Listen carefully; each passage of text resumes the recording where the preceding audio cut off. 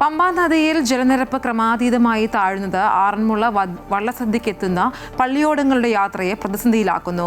ആറന്മുള ക്ഷേത്രക്കടവിലും സത്രക്കടവ് ഭാഗത്തും നദിയിൽ ആഴമില്ലാത്തതിനാൽ തുഴഞ്ഞെത്തുന്ന പള്ളിയോടങ്ങൾ മണൽപ്പുറ്റിൽ കുടുങ്ങുന്നത് പതിവാകുന്നു.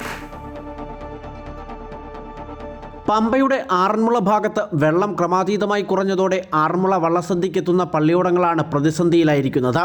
നദിയിൽ രൂപപ്പെട്ട മണൽപ്പുറ്റുകളിൽ പള്ളിയോടങ്ങൾ കുടുങ്ങുന്നതും അതിലുള്ള ആളുകൾ തന്നെ നദിയിലിറങ്ങി തള്ളിമാറ്റേണ്ട അവസ്ഥയും നിത്യസംഭവമാണ്.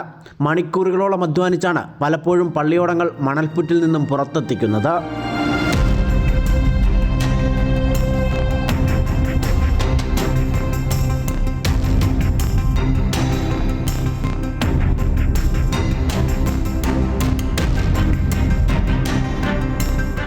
ഉത്രട്ടാതി വള്ളംകളിയോടനുബന്ധിച്ച് താൽക്കാലിക ശുചീകരണത്തിനപ്പുറം പമ്പയിലെ മണൽപ്പുറ്റുകൾ പൂർണ്ണമായും നീക്കം ചെയ്ത് നദിയുടെ സ്വാഭാവിക വീതിയും ആഴവും വീണ്ടെടുക്കണമെന്നാണ് പള്ളിയോടക്കരക്കാരുടെയും നാട്ടുകാരുടെയും ആവശ്യം.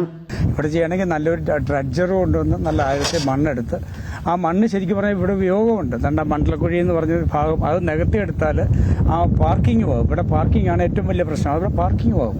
അങ്ങനെ ഇപ്പോൾ ഈ ഒരു വള്ളംകളി കഴിയുമ്പോൾ അടുത്ത വർഷത്തേക്ക് ഒരു മുന്നൊരുക്കം തുടങ്ങിയാൽ വളരെ നല്ലത്. ഇപ്പം ചെയ്യുന്നത് വെച്ചാൽ താൽക്കാലികമായിട്ടുള്ളൊരു സംവിധാനം മാത്രമേ ഓരോ വർഷവും ചെയ്യുന്നുള്ളൂ.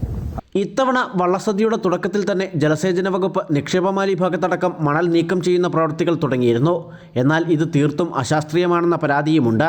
ഡ്രഡ്ജർ ഉപയോഗിച്ച് നദിയിൽ നിന്നും എടുക്കുന്ന മണ്ണ് കരയ്ക്ക് തന്നെ കൂട്ടിയിടുന്നതാണ് പതിവ്. പിന്നീട് മഴയത്ത് ഈ മണൽ തന്നെ വീണ്ടും നദിയിൽ ഒലിച്ചിറങ്ങി മണൽപ്പുറ്റുകൾ രൂപപ്പെടും. ഈ രീതി മാറി സ്ഥിരമായ ഒരു പരിഹാരമുണ്ടാകണമെന്നാണ് നാട്ടുകാരുടെ ആവശ്യം. അമൃത ന്യൂസ്, പത്തനംതിട്ട.